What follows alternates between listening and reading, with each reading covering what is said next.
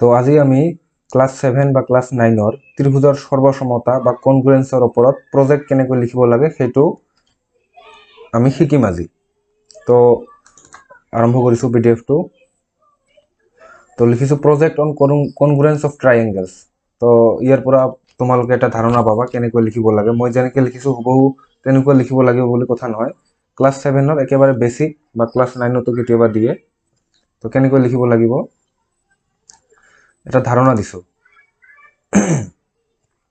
সংজ্ঞা লিখিছো প্ৰথমতে। সংজ্ঞা কি? যে দুটা চিত্ৰক সৰ্বাংগ সম বুলি কোৱা হ'ব যদিহে সিহঁতৰ আকাৰ আৰু আকৃতি সমান হয়। গতিকে দুই বা ততোধিক ত্ৰিভুজক সৰ্বাঙ্গ সম বুলি কোৱা হ'ব যদি সিহঁতৰ আকাৰ আৰু আকৃতি একে হয়। মানে দুটা চিত্ৰ সৰ্বাঙ্গ সম হ'ব হলে দুটা চৰ্ত মানিব লাগিব। সিহঁতৰ আকাৰ আৰু আকৃতি একে হ'ব লাগিব। যেনেকুৱা এই দুটা যদি এটা ত্ৰিভুজ আৰু এটা বৃত্ত, এই দুটা কি হ'ব নোৱাৰে? সৰ্বাঙ্গ সম হ'ব নোৱাৰে, নট কনগ্ৰুৱেন্স, কাৰণ ইহঁতৰ আকৃতি বেলেগ বেলেগ। আচ্ছা, যদি আকৃতি একে হয় যেনেকুৱা ত্ৰিভুজ আৰু ত্ৰিভুজ, তেতিয়া সৰ্বাঙ্গ সম হ'ব পাৰিব নে নাই? পাৰিব, যদিহে সিহঁতৰ একেবাৰে হুবহু দেখাত একে হয়। যেনেকুৱা ফটো কেতিয়াবা কপি কৰিলে 5 কপি ফটো বনায় পাছপোৰ্ট, তেনেকুৱা বিলাক হুবহু সেম থাকে। তো তেনেকুৱা ক্ষেত্ৰত বস্তুবিলাক সৰ্বাঙ্গ সম। তো এই ক্ষেত্ৰত যদি দুটা ত্ৰিভুজ থাকে, ইয়াৰ এ শীৰ্ষবিন্দু পিৰ লগত ৰিলেটেড বা অনুৰূপ, বি কিউৰ লগত আৰু সি আৰৰ লগত, আৰু কিবা কিবি চৰ্ত মানি লৈ যদি ত্ৰিভুজ দুটা সৰ্বাঙ্গ সম হয়, তো অর্থাৎ কি এবিসি ত্রিভুজ আর পি কিউ আর ত্রিভুজ দুটা যদি সর্বাঙ্গ সম হয়, তেতিয়া আমি এই চিহ্নটি লিখিম। আর সর্বাঙ্গ সম কেনেকৈ হ'ব সেইটো কৈ আছে এতিয়া। আচ্ছা, সর্বাঙ্গ সম হওয়ার মূলত 5টা প্রকার আছে। মেইনলি 5টাই আছে। আৰু কি কি এই 5 প্রকার? এটা হল এস এ এস, এটা হল এস এস এস, এটা হল A S A, A S are H এস। তো ইয়াত এস মানে বাহু, এস মানে বাহু বা সাইড, ইংলিশত কোৱা হয় সাইড। ওকে, আৰু এ মানে কোণ, angle, A N G L E, angle. আৰু ইয়াত আৰ বোলা এটা বস্তু আছে, আৰ মানে 90 ডিগ্ৰী, ৰাইট এংগেল। এইচ মানে অতিভুজ, হাইপোটেনিউজ। ওকে, তো এইটো হল আৰ এইচ এস। এতিয়া এক্সপ্লেইন কৰি আছো লাহে লাহে বস্তুবিলাক কি। তো আগবাঢ়ি আছো। আৰু এই যিবিলাক 5টা হেৰি আছে, এই কিবিলাক চৰ্তবিলাক, এইবিলাক উপবাদ্য নহয়, এইবিলাক প্ৰমাণ কৰিব নোৱাৰো। এইবিলাক আমি অনুসিদ্ধান্ত বুলি কওঁ। এইবিলাক কি? অনুসিদ্ধান্ত। ওকে, তো প্ৰথমটো লৈ আহিছো যে এস এ এস বা বাহু কোণ বাহু সর্বসমতা কি? যে যদি এটা ত্রিভুজত দুটা বাহু আৰু বাহু দুটাৰ মাজৰ কোণ ক্ৰমে আন এটা ত্ৰিভুজৰ দুটা বাহু আৰু সিহঁতৰ মাজৰ কোণৰ সমান হয়, তেন্তে ত্ৰিভুজ দুটাৰ সৰ্বসম। ইয়াত মন কৰিবলগীয়া কথা, মাজৰ যিটো ৱাৰ্ড আছে, এই মাজৰ ৱাৰ্ডটো, এইটো মন কৰিবলগীয়া কথা। কিয়নো ইয়াতে চিত্ৰত চোৱা, এই দুটা ত্ৰিভুজ যে আছে, এই দুটা ত্ৰিভুজত কি কৈছে এটা এক্সাম্পল লৈছো। যে চিত্ৰত অ এ ইকুৱেল অ বি আৰু অ ডি ইকুৱেল অ চি, তেনেহলে এছ এছ মতে কি হ'ব? সৰ্বাঙ্গ সম হ'ব। কেনেকৈ? যেনে লিখিছো মই, ত্ৰিভুজ এ অ ডি, মানে এইটো ত্ৰিভুজত তলৰটোত এ অ ডি, এই ত্ৰিভুজত আৰু কি ওপৰটোত বি অ চি, এই দুটা ত্ৰিভুজত কি কি ইকুৱেল দি আছে আমাৰ? অ এ ইকুৱেল অ বি, এই অ এ আৰু অ বি, অ এ আৰু অ বি ইকুৱেল। ওকে, আচ্ছা, আৰু লগতে কি দিয়া আছে? লগতে দিয়া আছে আমাৰ অডি ইকুৱেল অচি, অডি ইকুৱেল অচি। ইয়াতে এটা আস্তান দিছে, ইয়াতে এটা আস্তান দিছে। ইয়াৰ মিনিং কি বুজাইছে? এই আচটোৱে আৰু এই আচটোৱে মিনিংটো বুজাইছে যে ইয়াৰ আৰু এই বাহুটো সমান। আৰু ইয়াতে দুটা আচ দিছো আৰু এইফালেও দুটা আচ দিছো, মানে এই বাহু দুটো কি সমান। আৰু লগতে এই কোণ দুটা চোৱা, এই কোণটো আৰু এই কোণটো কি কোণ? বিপৰীত কোণ। গতিকে এই দুটো সমান। তেনেহলে কি হল? এটা যিকোনো এটা ত্রিভুজ চোৱা, এ অ ডিত চোৱা, কি কি বস্তু ইউজ হৈছে? বাহু ইউজ হৈছে, বাহু ইউজ হৈছে, আৰু কি হৈছে? কোণ। তাৰ মানে বাহু কোণ বাহু। কিন্তু কোণটো এই দুটা বাহুৰ মাজত আছে নে নাই? অবভিয়াসলি আছে। কোণ, এই যিটো কোণ ইউজ হৈছে সেই কোণটো বাহু দুটাৰ মাজত আছে নে নাই? ইউজ হোৱা বাহু দুটা, যি দুটা বাহু আমি লৈছো, নিশ্চয় আছে আৰু থাকিব লাগিব। যদি আমি এই দুটা বাহু লৈ এই কোণটো সমান বুলি দেখো, তেতিয়া কিন্তু আমি এস এ এস বুলি লিখিব নোৱাৰিম, কাৰণ কোণটো মাজত হ'ব লাগিব। আৰু ইয়াত নামটোতো এটো মাজত আছে, দুটা বাহু সাইডত আৰু কি কোণটো মাজত। তাৰমানে বাহু দুটাৰ মাজত কোণটো হ'ব লাগিব, তেতিয়াহে সৰ্বসম হ'ব, আদাৰৱাইজ নহ'ব। এইটো মন কৰিবলগীয়া কথা। আৰু সৰ্বসম হলে তো আমি এনেকৈ লিখিম, ব্ৰেকেটত লিখি দিম এস এ এস স্বীকাৰ্য মতে। তোমালোকে এইবিলাকৰ স্ক্ৰীনশ্বট লৈ লিখিব পাৰিবা ধাৰণা এটা লৈ।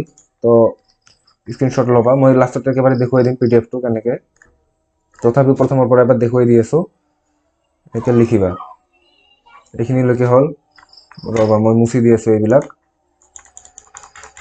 মুছি দি আছোঁ। এইখিনি পষ্ট কৰি ল'বা, পষ্ট কৰি লিখিবা। ইয়াতে আছে project on congruent project on congruence of triangles. এইখিনি লিখিবা, পষ্ট কৰি লিখিবা। তাৰপিছত এইখিনি লিখিবা, তাৰপিছত এইখিনি মুছি দিছোঁ, এইখিনি মুছি দিব লাগিব। অ'কে, এইখিনি লিখিবা। তাৰপিছত এতিয়া গৈ আছোঁ নেক্সট, বাহু কোণ বাহু হৈ গ'ল। এতিয়া আমি আহিম এছ এছ এছ, এইটো একেবাৰে সহজ। এছ এছ এছ মানে কি? এছ মানে কি বুজায়? বাহু। তাৰমানে বাহু বাহু বাহু, তাৰমানে এটা ত্ৰিভুজত তিনিটা বাহু, আন এটা ত্ৰিভুজত যদি তিনিটা বাহুৰ সমান হয় তেন্তে ত্ৰিভুজ দুটা কি হ'ব? সৰ্বসম হ'ব বা সৰ্বাংগসম হ'ব। লিখাটো এনেকৈ লিখিবা। তো এই চিত্ৰ দুটা চোৱা, চিত্ৰ দুটাত কি দুটা ত্ৰিভুজ আছে। ইয়াতে চোৱা, ইয়াৰ এই বাহুটো আৰু এই বাহুটো কি সমান, লগতে এইটো বাহু আৰু ইয়াৰ অনুৰূপ বাহু কি? এই ক্ষেত্ৰত এইটো বাহু সমান, আৰু এই বাহুটো, এইটো মই তিনিটা দাগ দি লৈছোঁ, এই বাহুটো সমান। তো তাৰ মানে কি তিনিটা বাহু আন এটা ত্ৰিভুজত তিনিটা বাহু সমান হ'ল, তেতিয়াহ'লে ত্ৰিভুজ দুটা কি হ'ব? সৰ্বসম। এছ এছ এছ স্বীকাৰ্য মতে।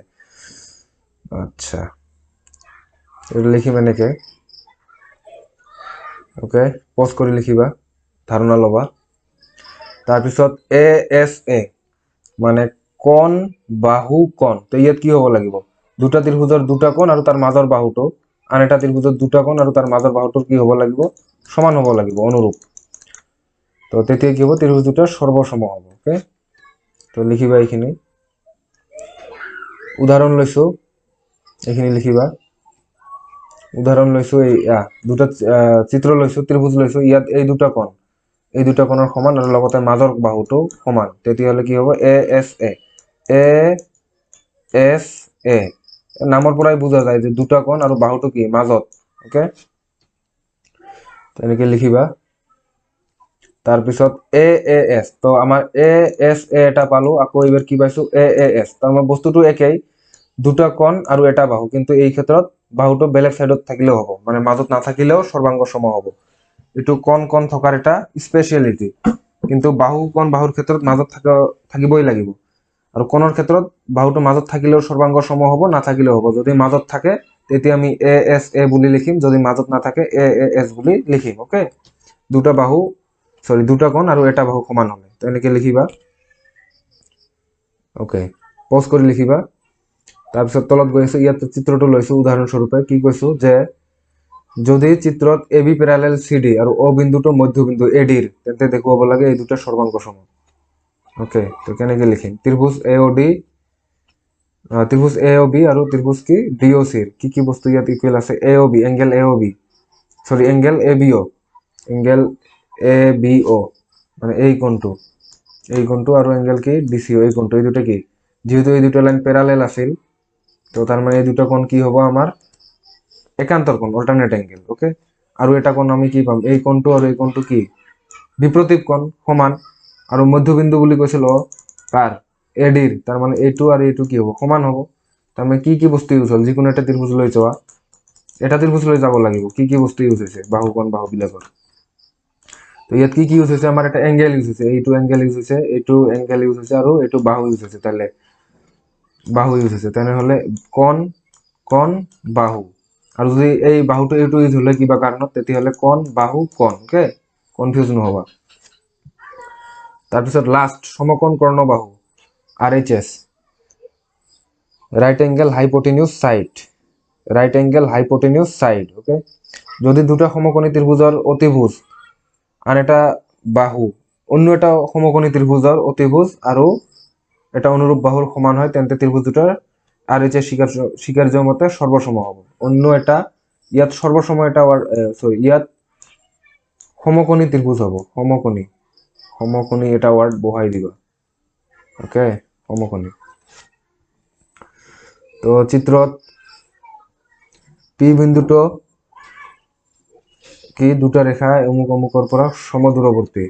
ইয়াতে চোৱা, এই পি বিন্দুটো এই এল ৰেখা আৰু এম ৰেখাৰ পৰা কি কৈছো সমদূৰৱৰ্তী।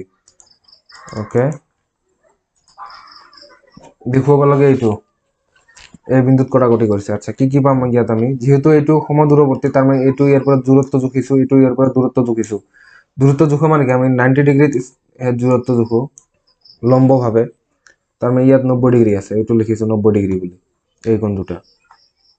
তো ত্ৰিভুজ পি এ বি আৰু ত্ৰিভুজ পি এ চি। তো পি এ বি ত্ৰিভুজ দেখিবলৈ পাইছা, ওপৰতো আৰু কি পি এ চি তলৰটো। তো এ চি পি,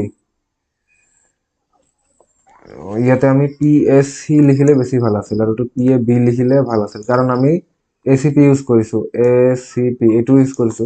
তাৰমানে আমি ইয়াত যিটো ত্ৰিভুজ লিখিম, এই তলত তলত তলত সেইটো ত্ৰিভুজৰে বস্তু লিখিম, এইফালে যিটো লিখিম তলত তলত তলত সেইটো ত্ৰিভুজৰে লিখিম।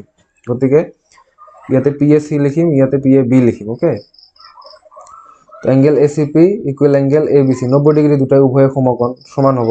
এ পি ইকুৱেল এ পি, এইটো সাধাৰণ বাহু দুটাতে আছে।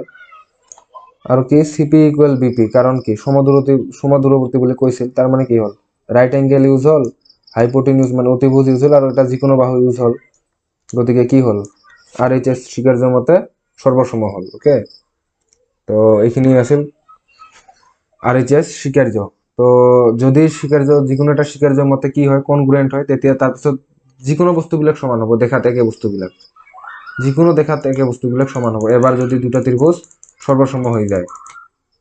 তো যেহেতু এই দুটা ত্রিভুজ সর্বসম হয়ে গেল, তার মানে ইয়াত এই বস্তুটো আর এই বস্তুর দেখাত একে, এই কোণ দুটা, তার মানে এই কোণ দুটো ইকুৱেল হ'ব। তাৰ মানে angle A P B equal angle A P C, আৰু তেনেকৈ angle C A P equal angle B A P, এইবিলাক ইকুৱেল হ'ব। যিবিলাক যিমান একে একে বস্তু আছে, A C equal A B, এইবিলাক সমান হ'ব, মানে আটাইবিলাক বস্তু সমান হ'ব, অনুৰূপ বস্তুবিলাক। তো প্ৰথমৰ পৰা মই এবাৰ দেখুৱাই দি আছো, লিখি ল'বা। তো এইখিনি অলপ কাৰেকশ্যন কৰি ল'বা যিবিলাকত কৰিব লগা আছে।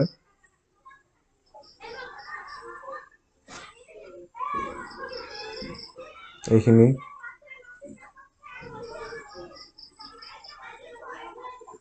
এইখিনি হৈ গ'ল,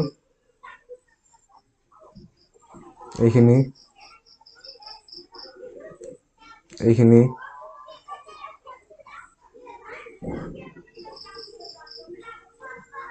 দুটামান বস্তু কাৰেকশ্যন কৰিব লগা আছে, কৰি ল'বা।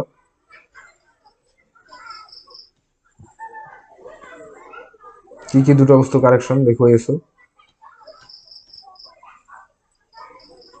এইবিলাক পজ কৰি কৰি লিখি ল'বা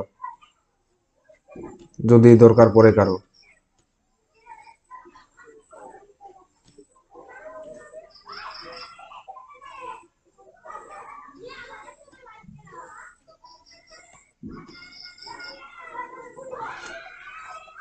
এইবিলাক নাইকিয়া কৰি দিছো। ওকে, ইয়াতে এটা সমকোণী ৱাৰ্ড বহিব, ইয়াতে কি বহিব সমকোণী বুলি বহিব। ত্ৰিভুজৰ আগত সমকোণী এটা লিখি দিবা, ত্ৰিভুজৰ আগত মানে সমকোণী ত্ৰিভুজৰ হ'ব। ওকে, আৰু বাকী এই ইয়াতে যিটো ত্ৰিভুজ প্ৰথমতে মই কি লিখিছিলো পি এ বি আৰু পি এ চি, কিন্তু এইটো ওলোটা হৈছে, এইফালে আনি দিলে ভাল। পি এ চি আগত লিখিবা আৰু পি এ বি পিছত লিখিবা। ওকে, মনত ৰাখিবা, পি এ চি লিখিবা ইয়াত আৰু ইয়াত পি এ বি, এইখিনিয়ে।